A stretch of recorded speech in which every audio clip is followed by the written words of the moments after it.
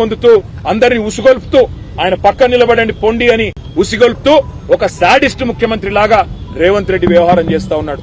తెలంగాణ యువత తప్పకుండా రేవంత్ రెడ్డికి తగు రీతిలో సమాధానం చెప్తది. దాని టైం కూడా వస్తది. ఎక్కువ కాలం ఈ డ్రామా నడవదని హెచ్చరిస్తూ ఈ 5-6 రోజుల శాసనసభ సమావేశాల్లో గవర్నమెంట్ తేలిపోయింది.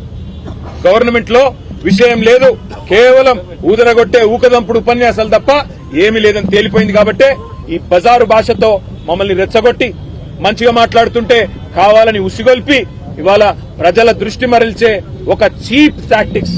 ఈయన చీఫ్ మినిస్టర్ కాదు, చీఫ్ మినిస్టర్.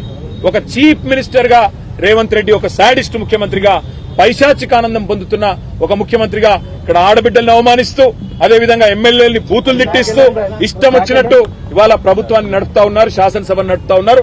అందుకే మేమందరం అక్కడ నిరసన చెప్పి బయలుదేరి ఇక్కడికి వచ్చి గన్ పార్క్ దగ్గర మా గౌరవ శాసన మండలి శాసనసభ్యులు, మా ప్రతిపక్ష నాయకులు శాసన మండలిలో బస్సునాచారి గారు, మేమందరం కూడా ఇక్కడికి వచ్చి గన్ పార్క్ దగ్గర మా నిరసన చెప్తా ఉన్నాం.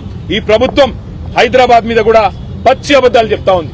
ఆ విషయంలో కూడా తప్పకుండా ప్రభుత్వాన్ని తూర్పారబడదామనుకున్నాం. కానీ బజారు భాషలో అట్లా మాట్లాడేసరికి మా అక్క దుఃఖం ఆపుకోలేక మమ్మల్ని అందరినీ మనం ఇక్కడ ఉండొద్దు, ఈ శాసనసభలో ఉండొద్దు అని చెప్పి కోవలక్ష్మి గారు మమ్మల్ని అందరినీ కూడా అక్కడి నుంచి నడిపిస్తూ బయటికి తీసుకొచ్చారు. నేను ప్రజలు ఇవన్నీ కూడా గమనిస్తా ఉన్నారు. వారందరికీ మేము చేసే విజ్ఞప్తి ఒకటే, ఈ శాసనసభలో తెలంగాణ ప్రజలకు న్యాయం చేసే ముచ్చట్లు లేవు. కేవలం కాంగ్రెస్ పార్టీ డ్రామాలు, కాంగ్రెస్ పార్టీ నాటకాలు తప్ప ఇక్కడ ఏది కూడా లేదన్న విషయాన్ని మీరు కూడా గమనిస్తా ఉన్నారు. వారు చేసిన ప్రచారాలన్నీ తప్పని మీకు అర్థమవుతా ఉంది. అప్పులు అప్పులు అప్పులు అని ఇన్ని రోజులు తప్పుడు కూతలు కూశారు.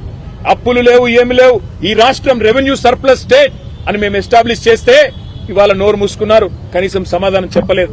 ఎన్నో విషయాల్లో దానిని డైవర్ట్ చేయడానికే ఇవాళ మా అక్కల మీద నోరు పారేసుకొని కావాలని ప్రజల దృష్టి మరల్చే ఒక చిల్లర ప్రయత్నం చేస్తున్నాడు ఈ చిల్లర ముఖ్యమంత్రి. అందుకే మేము అంటా ఉన్నాం, తెలంగాణ ప్రజల్ని ఇకనైనా అర్థం చేసుకోండి, కాంగ్రెస్ మోసాన్ని గ్రహించండి. కాంగ్రెస్ పార్టీ